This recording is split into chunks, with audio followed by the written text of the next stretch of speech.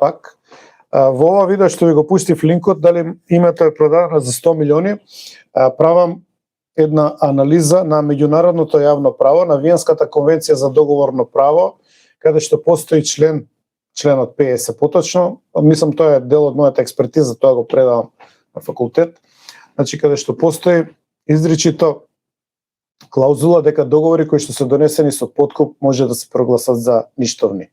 Што значи дека ако на Киро му, документот на ЦИА 100 милиони му биле понудени на Киро Глигоров, он ги одбил, тоа беше контекстот и почна лавина на реакција минатата недела. Сите реагираа, сите имаа свој став, сите нешто кажаа на темава, но мислам дека оваа анализа од 10 минути што ви ја пуштив како линк, треба да ја погледнете затоа што е информативна и заклучокот е многу прост. Бидејќи сите зборат заев земал биткоини, вака било, онака било, мислам дека државата треба да почне истрага и ако се докаже дека такво нешто се случило, едноставно се прогласи за ништовен договорот и заев да одговара. Знаете зашто ви го кажувам ова? Затоа што ми ги отекоа дечкиве од дувлата на Мицко со секојдневни пресконференции. И нонстоп прашувам, кога ќе го апсите заев? Или Филипче, или не знам кој друг криминалец. Или, Муаветов груби, ќе кажел сега, готови се, не знам што. Еве ви сега контекст околу промената на името, корупцијата, Конвенцијата за договорно право од Виена, Виенска конвенција, така наречена, каде што може да се исправат доколку сте навистина патриоти, доколку навистина верувавте во тоа што го лажевте народот дека ќе го вратите името, сега имате правна основа тоа да го направите. И затоа велам, погледнете го тоа видео, многу работи ќе ви разјасни. Петруш, не сум работел никад као диџеј.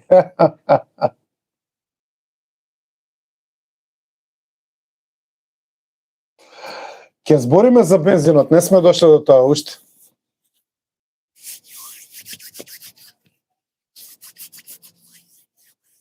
Една само мала пауза, една минута, ми звони телефонот.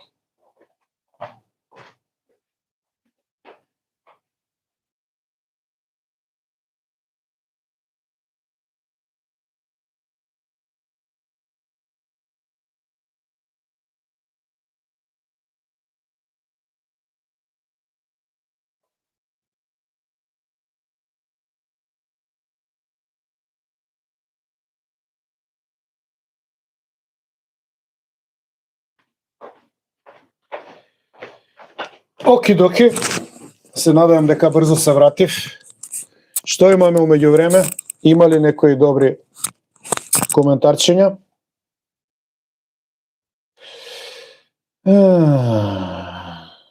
Што века Делче, Мицика има мнозинство, нека се соверат и да го вратат името мало сутра.